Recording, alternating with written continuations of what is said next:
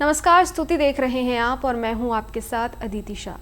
गाजियाबाद के हरीश राणा अब इस दुनिया में नहीं रहे, लेकिन उनके जाने के साथ ही अपने पीछे वो ऐसा दर्द छोड़ गए हैं जिसे महसूस तो किया जा सकता है, पर शब्दों में बयां कर पाना मुश्किल है। 2013 चंडीगढ़ के एक हॉस्टल की चौथी मंजिल से गिरने के बाद हरीश राणा की जिंदगी हमेशा के लिए बदल गई। वो परमानेंट वेजिटेटिव स्टेट में चले गए, न बोल सकते थे, न चल सकते थे, सिर्फ मशीनों के सहारे चलती सांसें। पिछले 13 सालों तक परिवार ने घर को ही हॉस्पिटल बना दिया, लेकिन जब हालत ज़्यादा बिगड़ने लगी तो हरीश राणा को दिल्ली के एम्स में भर्ती कराया गया, जहां डॉक्टरों ने साफ मना कर दिया कि रिकवरी की कोई उम्मीद नहीं है। इसके बाद माँ बाप ने वो फैसला लिया जो शायद दुनिया का सबसे कठिन फैसला होता है।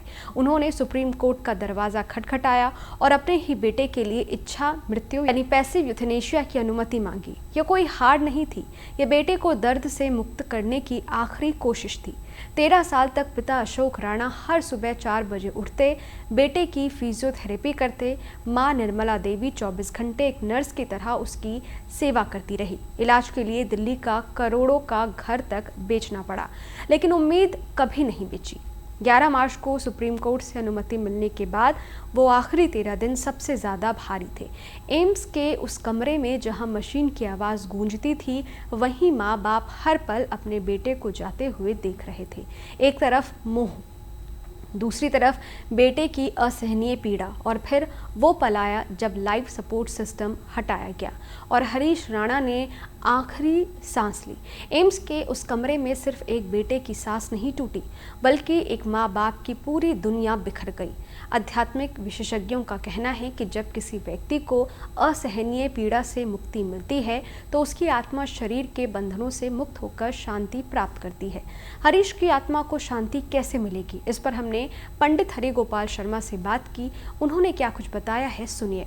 देखिए, गरुड़ पुराण के अनुसार जो भी व्यक्ति मरता है उसकी, शास्त्र कहते हैं, गरुड़ पुराण कहता है कि उसे प्रेत योनि में जाना पड़ता है। इस प्रेत योनि में से मुक्ति दिलाने के लिए गरुड़ पुराण में, शास्त्रों में 13 दिन के कर्मकांड बताए गए।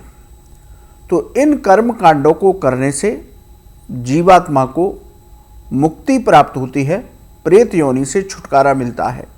इसलिए किसी भी व्यक्ति की मृत्यु के बाद उसके लिए 13 दिन तक जो शास्त्र विधि है, उस विधि से हमें कर्मकांड करने चाहिए और उसके बाद ब्राह्मण, गरीब और ज़रूरतमंद लोगों को भोजन दान देना चाहिए। तो ऐसा शास्त्र का विधान है, ऐसा करने से व्यक्ति को मुक्ति प्राप्त होती है।